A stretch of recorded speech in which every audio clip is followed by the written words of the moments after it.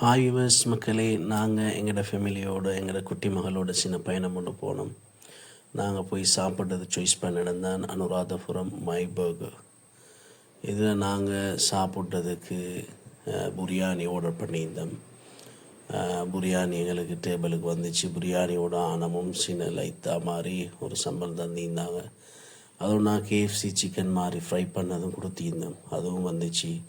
அப்படி கிஸ்டடு பிராண்ட் ரெச்சோஸ், அது ஓகே, நார்மலாக நம்மளோட ஸ்ரீலங்காவில் ஓகே பிராண்ட். அதை நாங்கள் எடுத்து அப்படியே எங்களோட மகள் என்ன செஞ்சால் அதை கொட்டித்தாங்கன்னு கேட்டு அதுக்கு பின்னால் அதை அப்படியே சிக்கன் எடுத்து அதில் தொட்டு அது ஒரு கடி ஒன்று கடிச்சா பாருங்கள். அதுக்கு பின்னால் நாங்களும் சும்மா விடுவோமா, நாங்களும் மட்டும் அப்படியே கடிச்சு பார்த்து உண்மையிலே அதை ஹொட்டாக இருந்ததுனால நல்லா கிறிஸ்பியாக நல்லா டேஸ்ட்டாக இருந்துச்சு.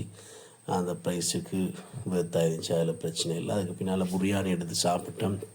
பிரியாணி நல்ல டை சேர்க்கப்பட்டிருந்துச்சு. அதே போல் சுவையூட்டிகள் அதிகம் அதில் கலந்துருந்துச்சு. ஓகே, அந்த ப்ரைஸுக்கு 1250 ரூபா நினைக்கிறேன். அந்த ப்ரைஸுக்கு அது கொஞ்சம் வெர்த்தாக இருந்துச்சு. அதுக்கு பின்னால் நாங்கள் ஒரு தாய் ரைஸ் ஒன்றை போட்டிருந்தோம். தாய் ரைஸ் நாட்டு சைடில் உள்ளவங்களுக்கு 100% கிளிக் ஆகாது. ஏன்னா இது ஸ்வீட்டுக்கு கொஞ்சம் இனிப்புக்கு செய்கிறது தானே, எல்லாம் மிக்சிங் பண்ணிக்கிறாங்க, சீ ஃபுட் அது இதெல்லாம். அப்போ அதனால் சாப்பாடு ஓகே, ஏரியாவுக்கு ஏற்ற மாதிரி டேஸ்ட் டிவைஸ் தானே. எங்களுக்கு உப்பு புளி காரம்லாம் சும்மா தலைக்கு படணும், பட்டால் தான் எங்களுக்கு சாப்பாடாகும். அப்படின்னா நாங்கள் அப்படி சப்மேரின் ஆர்டர் பண்ணோம். சப்மேரின்டா அவ்வளோ குவாலிட்டி ஒன்றும் இல்லை, டைனமோ சப்மேரின் மாதிரி இல்லை அடிக்கிறதுக்கு. அதுக்கு பின்னால் நாங்கள் சப்மேரினை சாப்பிடலை, நாங்கள் பேக் பண்ணி அப்படி எடுத்துகிட்டு வந்துட்டோம். உண்மையிலே சாப்பாடு பிரச்சனை இல்லை. எங்கள் ஏரியாவுக்கு அனுராதபுரத்துக்கு ஓகே.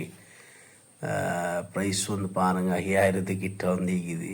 ப்ரைஸ்னால் கொஞ்சம் சின்ன ஜாஸ்தி தான், ஓகே பரவாயில்ல.